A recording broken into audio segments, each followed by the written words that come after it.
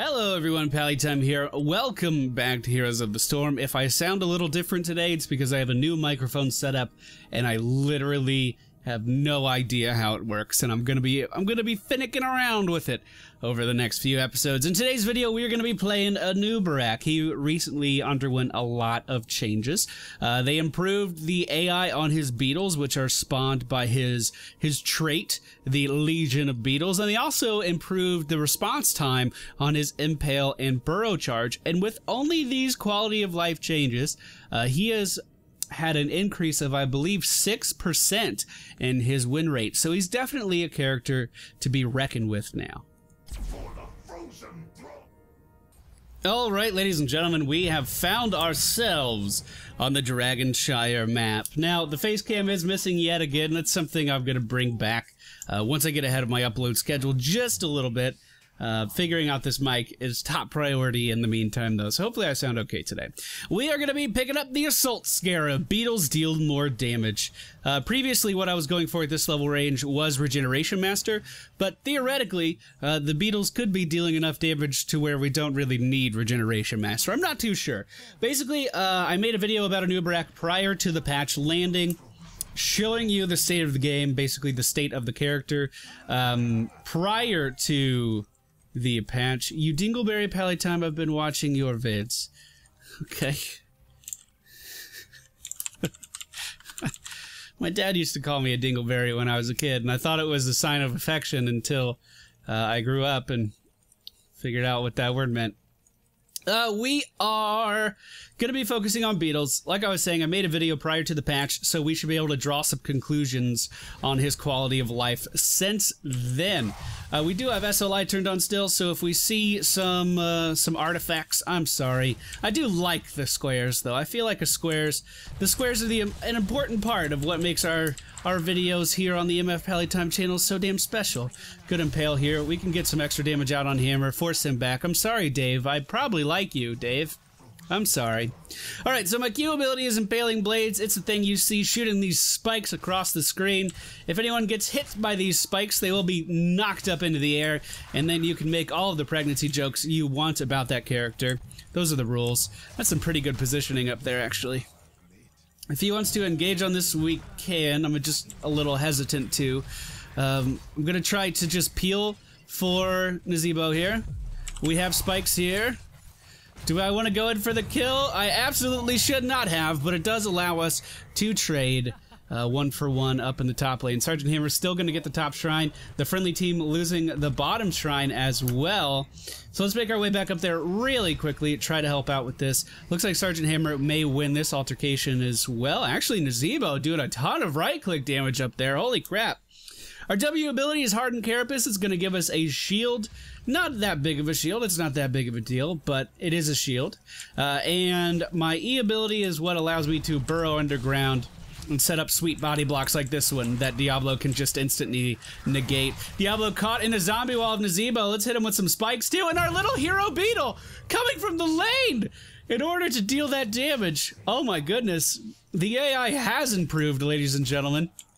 Previously, when we were spawning these Beetles, they would just kind of hang out and do absolutely nothing. But that one was a hero. He walked all the way over here to help us kill Diablo. He needs a raise. That Beetle needs a raise. Where are these Beetles coming from, you may be wondering? Well, it's our trait. This is the Scarab host. Whenever we cast an ability, we are going to be spawning a Scarab. And on top of that, we also picked up Legion of Beetles, which is going to allow us to periodically spawn a Beetle every, I believe, 8 seconds. So, oh no, what am I gonna do? He pushed me into his base. We got out just fine. Bot seems like they're still having a little bit of trouble, but we are 1 level ahead on XP. Keep it up, guys. We're moving ahead on XP. Oh, yeah. Bot is having a lot of trouble, though. They have 3 down there. So they probably do need a little bit of help. We also do not have Vision of Sergeant Hammer, so he may be missing. Brightwing deciding to teleport up to the top lane, thinking that her and Diablo are going to be able to contest the Witch Doctor and myself. I don't know how true that is. I'm just casting my abilities right now to spawn Beetles and really no other reason. I did not need the shield there, but the shield did allow me to spawn a Beetle and get some passive damage out. We should probably go around this way. I'll go ahead and use my burrow. Hello, friend. How are you? I need to stand on the capture point. All right, he's technically body blocked in here right now, but Diablo's never really body blocked when he has that shadow charge. Our Q is going to land, knocking him up into the air, and with a little bit of body blocking, we are once again going to kill the Lord of Terror. Look at all these beetles. Get out of here. We are now going to be picking up Leeching Scarabs. This is going to allow all of these beetles that we keep spawning to heal us over time. Basically, whenever they auto-attack, they heal us for a percentage of the damage that they deal. Oh, he's streaming. Oh, now we're gonna lose. Good guy Zebo not promoting his stream. I'm just waiting for it now. He's going to. Alright, we'll just keep spawning beetles. These beetles are going to hit stuff and then heal us for a percentage of the damage that they deal. That is going to increase throughout the course of the game, so it may not be significant right now, but their damage will increase as the game progresses. Our only prerogative in life is, or our only objective in life, I guess I should say right now, is to hold this center capture point, because the friendly team was gathering the Dragon Knight and they are going to get it and start to push down the middle lane. Oh, looks like they may actually pick up a couple kills there as well. I believe that is our Sylvanas in there. I never actually told you guys the team comps. I'll do that momentarily. Alright, going in on Dave. Hey buddy, hello. Alright. We should be able to bully them out of here. The Dragon Knight does not have a ton of health left, but I'm thinking we can probably kill off... Nope, not going to be enough to kill off the fort. Diablo could have potentially thrown me back way deep into his base there, but he decided not to. We are about to hit level 10. We're not quite there, though. Kael'thas still down in the bottom lane, so it's not a good idea for us to fight this. Let's throw back the Q and try to help our Sylvanas disengage. That was not what happened, though. Diablo, once again, going really deep, but this is not an altercation that we can fight. Not one we can fight at all. Alright, so the friendly team, Anub'arak, Sylvanas, Brightwing, Nazebo, Kael'thas. I'm sure you already figured that out. The enemy team, Sergeant Hammer, Raider, Diablo, Brightwing, Tyrande. Hey, buddy. Don't do that here. Don't do that here. Get out. Alright, we have just now hit level 10.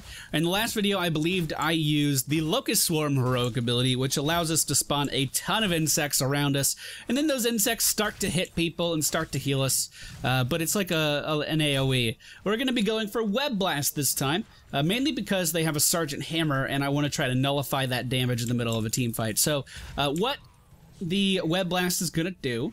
It has a 60-second cooldown. I can use it on a single target at that range, and it'll just put them in a cocoon, basically. And then that person will be stuck in there for a few seconds.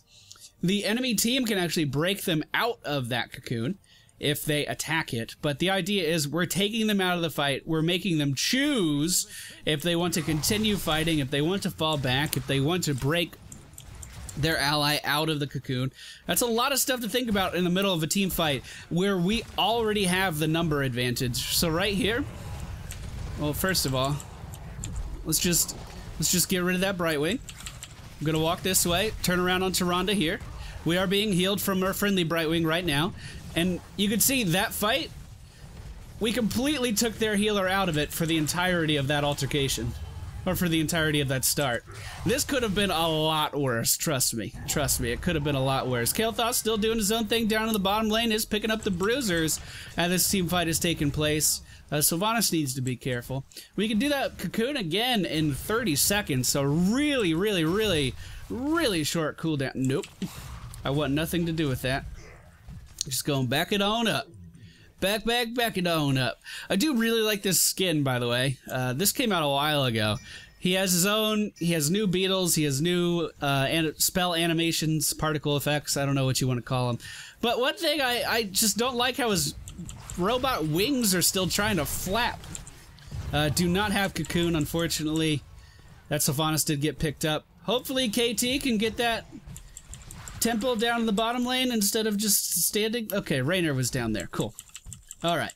Well, as long as we have top, it's not a big deal. That does nullify the Dragon Temple in the middle. Hello, friends! Uh-oh. Alright, so we're going to take Sergeant Hammer out of this fight with the cocoon, and now hopefully focus down the enemy Diablo. They are not trying to free him from the cocoon. Are we going to be able to pick up the kill on Diablo? Maybe, maybe, maybe. Yes, we are. Good job, Nazebo and Brightwing. So that's basically the strength of that ability. It doesn't do damage, but it is one of the best forms of crowd control in the game, and it can turn any fight into a 5v4 instantly. It's really, really nice. And Nazebo, or excuse me, not Nazebo, Anub'arak has a ton of crowd control in his kit already, and adding more crowd control to that can be absolutely devastating. So the enemy team, they don't do a ton of spell damage. Let's see what their Rainer is building for. Their Rainer is building for right-click damage. So we are not going to go with Spell Shield. I might actually go for Burning Rage just to get a little bit more damage out. Going to try to take this over really quick. I wasn't too sure who was up here, which is why I was delaying. We're going to win this altercation with Tyrande, no problem, especially if she continues to stack on me like she is right now. Just moving in position to body block there. The zombie wall from Nazebo making that even better. Let's go ahead and knock up Brightwing, teleport in front of her, and just set up some body blocks here as well. Now, the Burning Rage talent does deal damage over time to enemies. That's 38 damage when you're just standing there, just passively. You don't even have to do anything for it. I really feel like that's really good on Anub'arak because you're also spawning Beetles passively with this build and every time you cast a spell. So they're dealing damage passively for you too. And it's a good way to ramp up your damage without having to make the character any more complex than he already is. And it's honestly kind of deceptive to enemy team members when they're fighting you. Like, I bet Tyrande did not think she was going to be taking that much damage versus an Anub'arak just sitting there by himself. And it's a lot of damage. It's seriously a lot of damage. The Dragon Knight moving down to the bottom lane. We see Sergeant Hammer over here to the left somewhere, so I'm just going to mosey on over here, do a little bit of zoning. Hello, Hammer. Go ahead and move in for the body block. Body blocking on Anub'arak is so incredibly strong and powerful, and it's something that you should be always doing. And the responsiveness changes on the Q make the biggest difference in the world. Go ahead and finish off that fort, and we'll back it on up. Another good Dragon Knight from the friendly team. We can easily turn around and fight here. In fact, that's exactly what I'm going to do. Let's go ahead and take Jim Raynor out of the fight, shall we? The friendly team not going in as hard as I was hoping, so we're just gonna die in a fire from Diablo. I'll ping the retreat. No reason to continue to fight this. Their team is going to... Oh, that was a living bomb. I was like, wait a minute, why are they dying? Their team is going to benefit from us pushing into them. I didn't think Sergeant Hammer was going to be there. I thought Sergeant Hammer was going to be sitting back a little bit more. At this level, Blood for Blood is a great talent for survivability, but Imposing Presence is a little bit better in this position. Why is that? Tyrande does some pretty decent right-click damage. Reynard is building for right-clicks, and Sergeant Hammer is building for right-clicks as well, although it's a little weird. So, Imposing Presence is going to reduce their attack speed by 50% if they hit me. And considering I'm the one diving deep in every single one of these engagements, it's very likely that they are going to hit me, and then it's going to cut their overall damage in half. Really, really, really strong. Let's go ahead and queue these guys. Beautiful. Walk in with our shield up, deal that AoE damage from the Burning Rage or whatever it was called. Man, it's like I know how to play this game or something. We go ahead and look at the stats. We're 10 and 2. 32k siege damage, 24k hero damage. Remember, we're not a damage dealer, and this is still some pretty respectable damage. We're keeping up with our Nazebo player pretty well.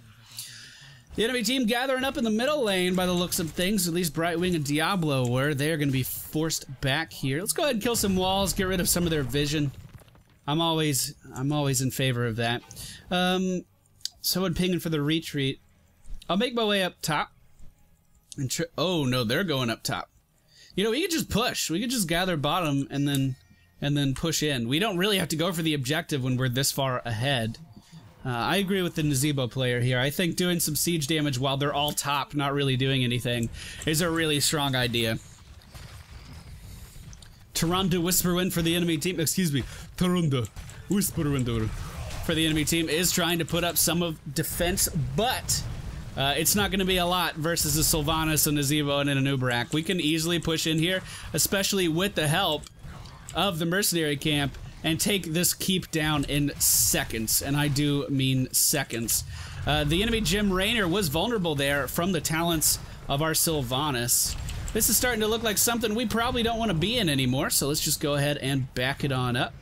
The Banshees are dying from Jim Raynor.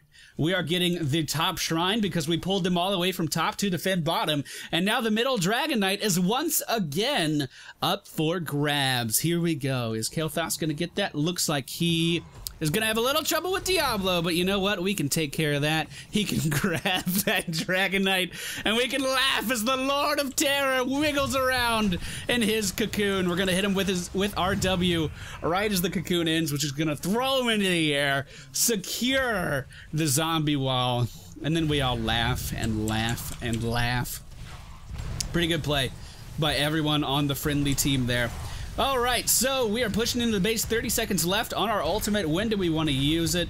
Well, you know what, let's just dive hammer right here. Let's be like, hey, what's up? Remember, if they hit me, they are reducing their DPS by half, their attack speed by half.